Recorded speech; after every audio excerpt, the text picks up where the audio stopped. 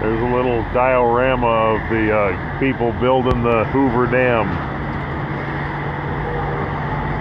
That's a big, supposed to be a big vat of concrete.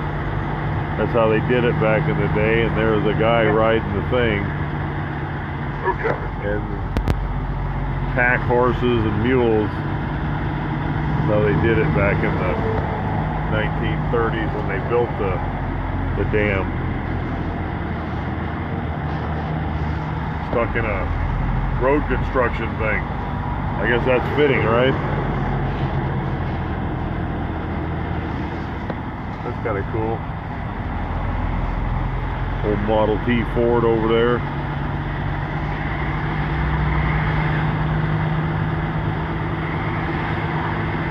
Must be the boss on the horse, and then the big boss in the car, right?